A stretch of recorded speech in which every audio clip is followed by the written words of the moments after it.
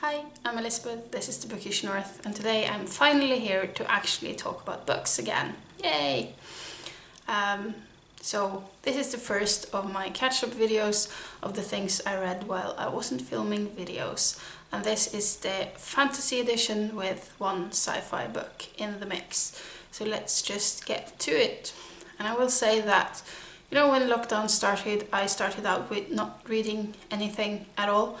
But once I got back into reading, I was certainly in the mood for some escapism for a while. And I picked up Infidel and Rapture by Kameron Hurley in quick succession, which are books 2 and 3 in a series called the Beldam Apocrypha, which started off with God's War that I read last year.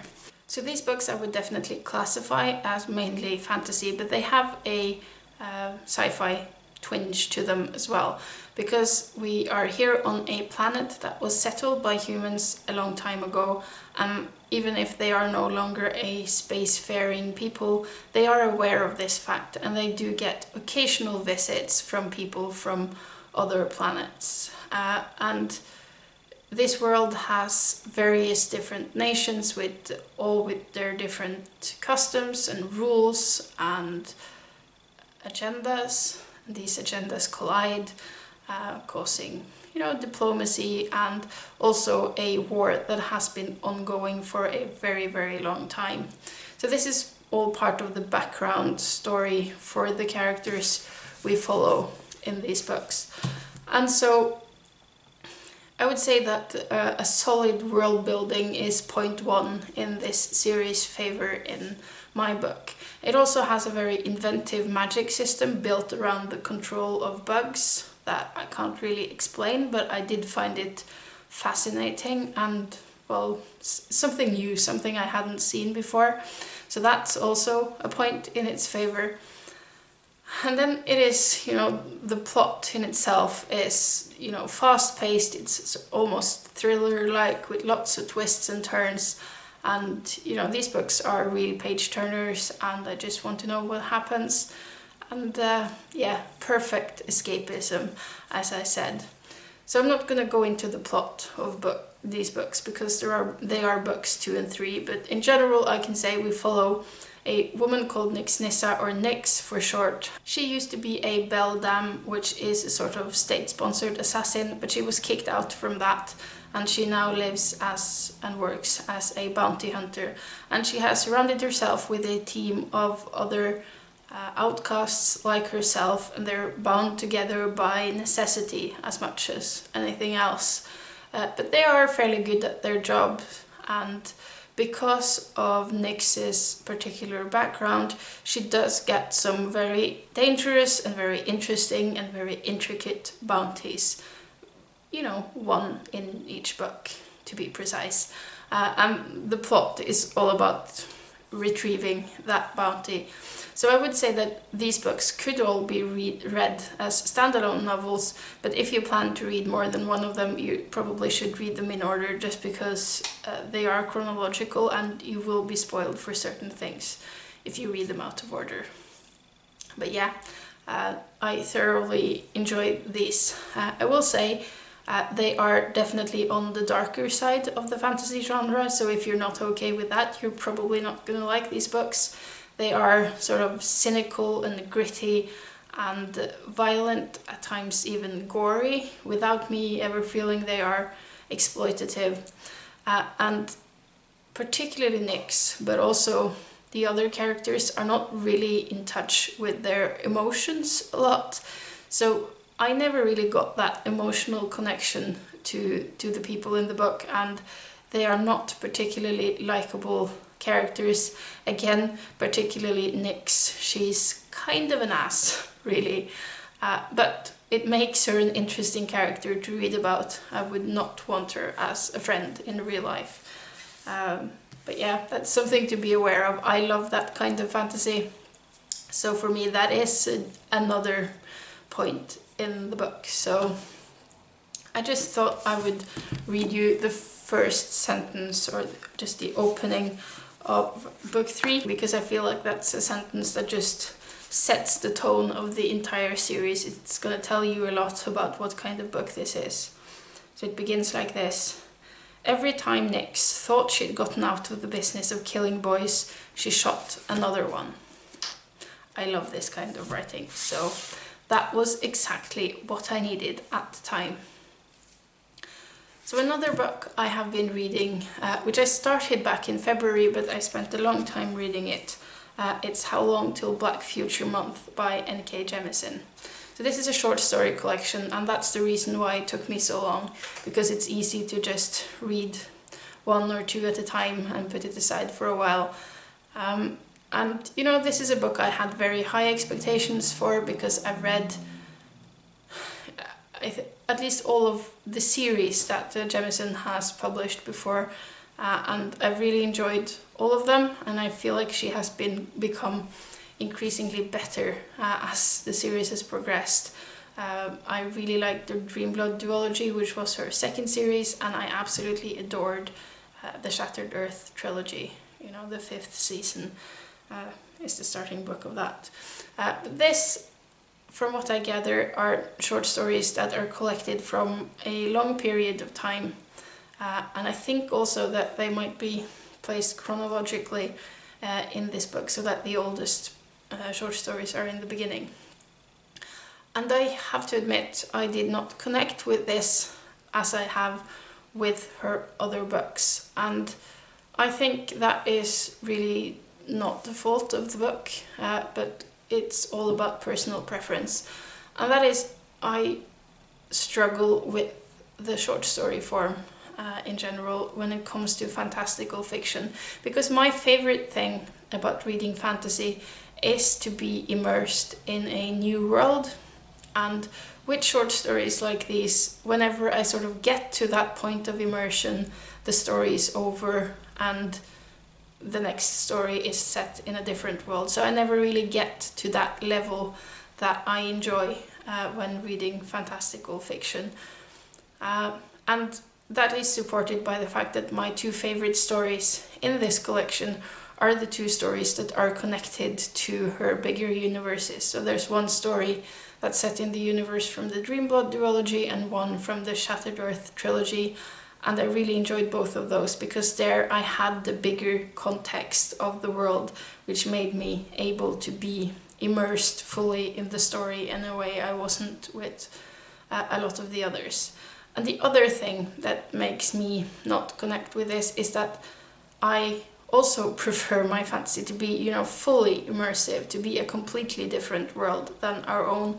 Whereas in this one, a lot of the short stories are set in our present day world, but with some magical elements to it. So it's sort of urban fantasy or magical realism or somewhere in between. And that's just not quite my cup of tea. So that's my reasons for not enjoying this book as much as her previous works.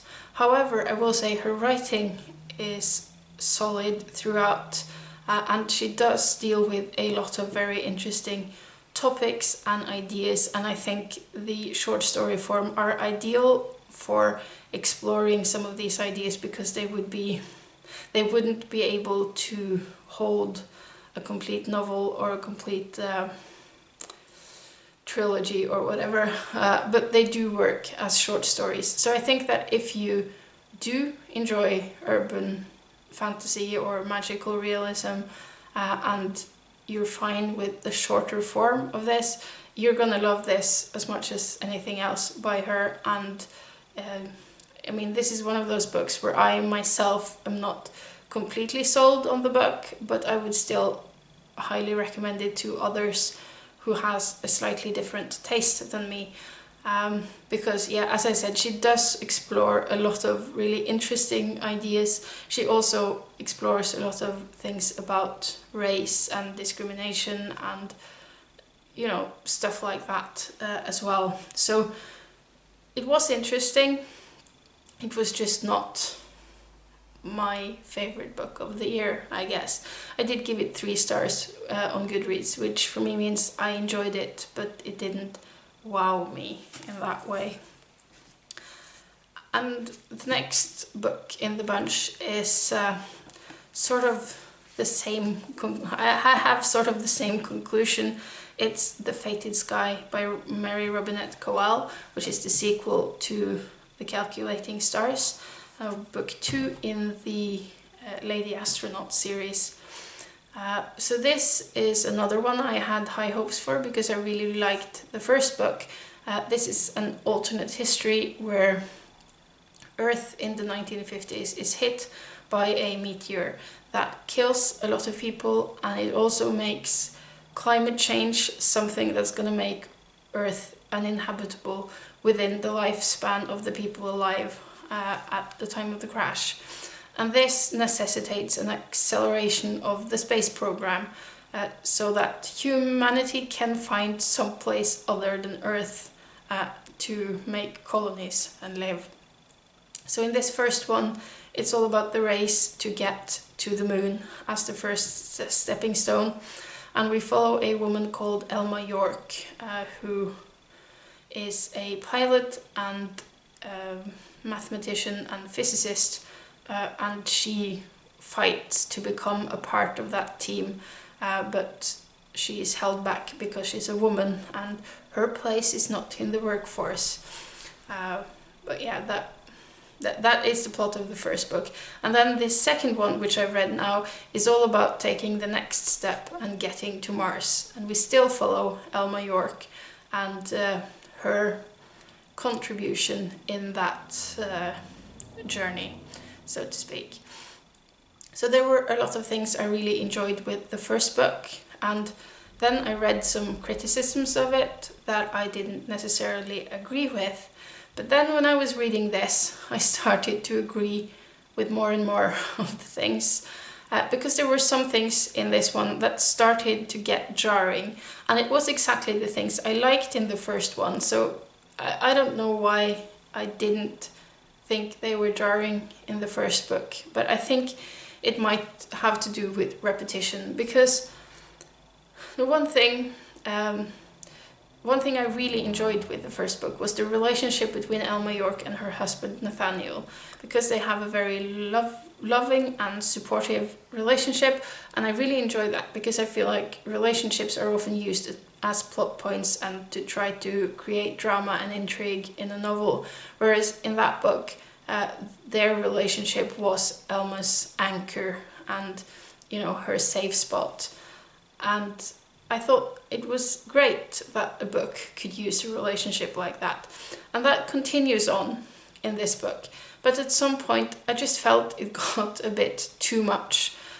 It's a bit too good to be true. I feel like it's the Instagram version of a relationship where you only portray the positive sides, because you can't agree on absolutely everything and nobody can be that supportive.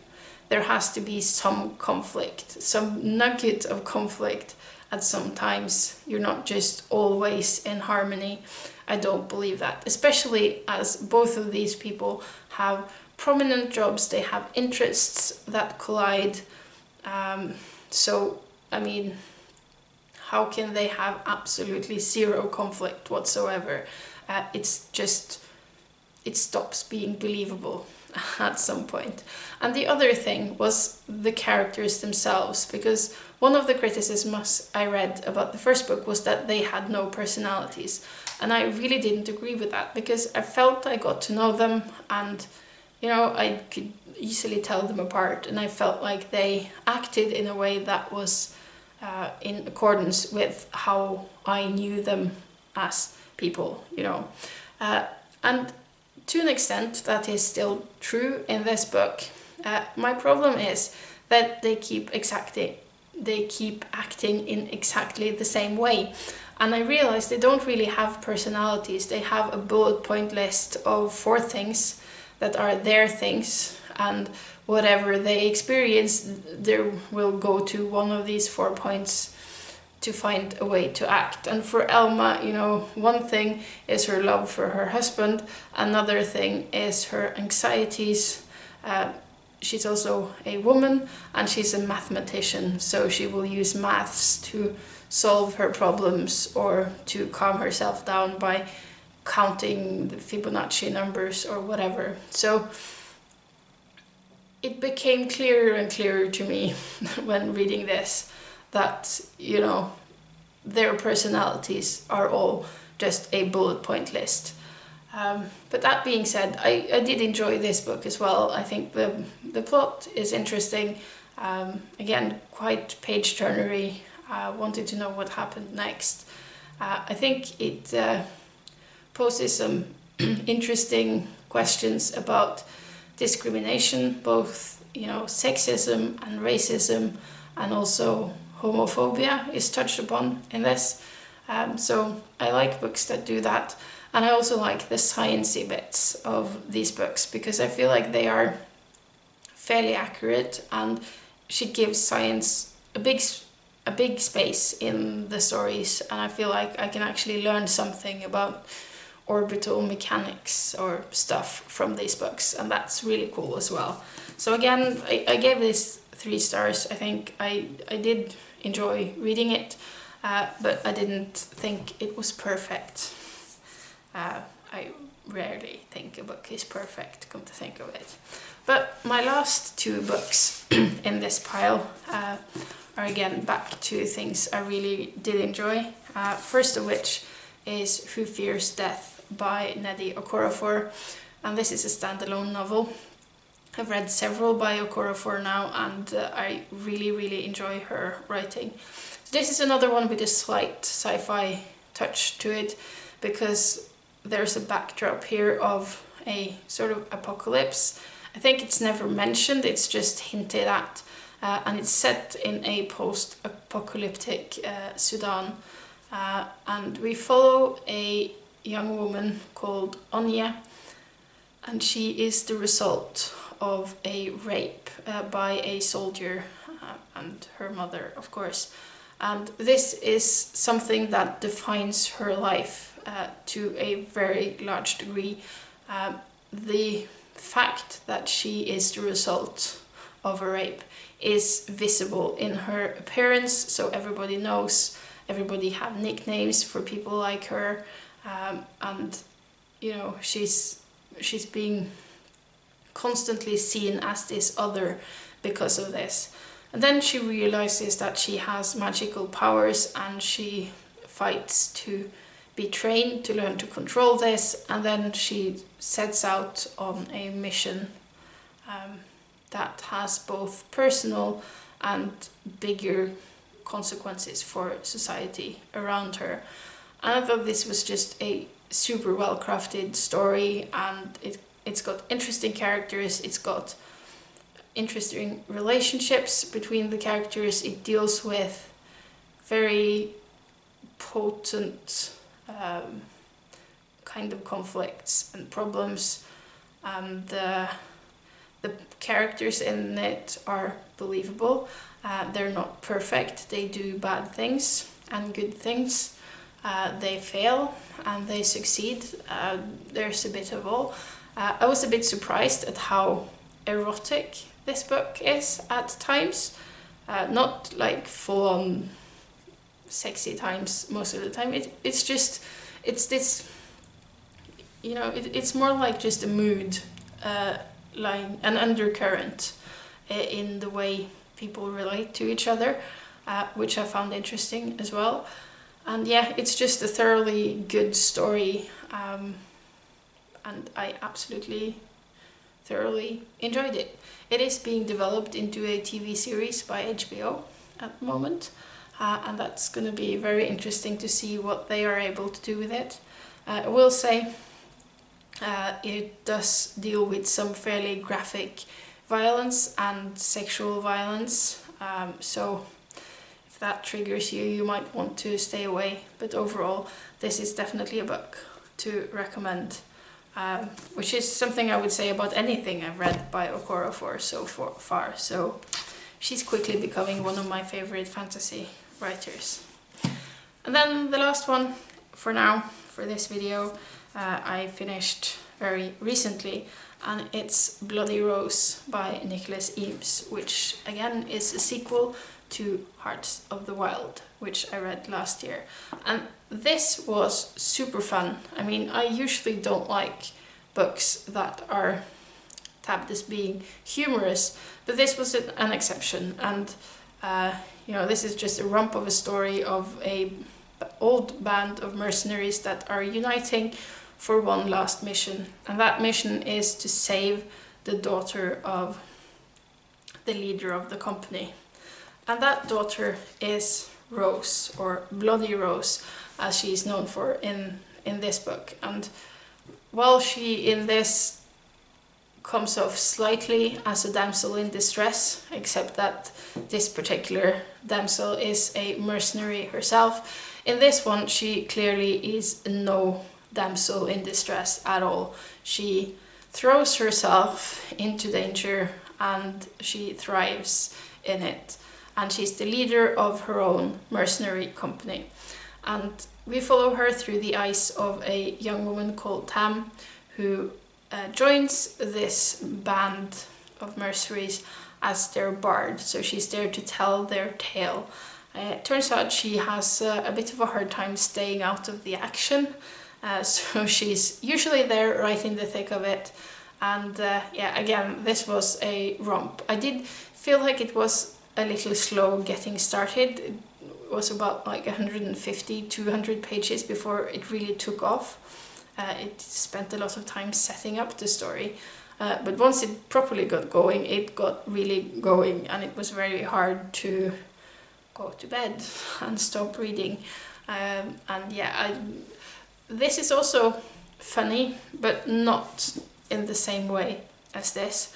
And that's totally understandable because it's a different narrator, and you couldn't have the same voice and for it and be believable in this one as well, because this is told by a very sardonic old man, and that is what makes it so funny, the dry sardonic style, whereas this is told by a, I think, 19-year-old or 17-year-old, well, a very young girl anyways, so she has to have a different voice, but it's still funny in a deadpan kind of way, and I do think that this actually is a stronger book than the first one because it has a bit more depth to it, and I do feel like this has more of a book plot, because Kings of the Wild read a lot like reading a video game. It felt like you were on missions and that there were, you know, end bosses on not every chapter but each sort of part of the book,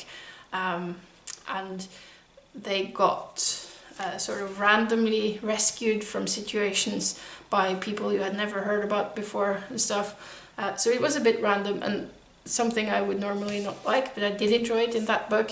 But this is a lot more like a novel plot-wise. It makes sense in that way. And it is also a bit darker, and it asks harder questions of us.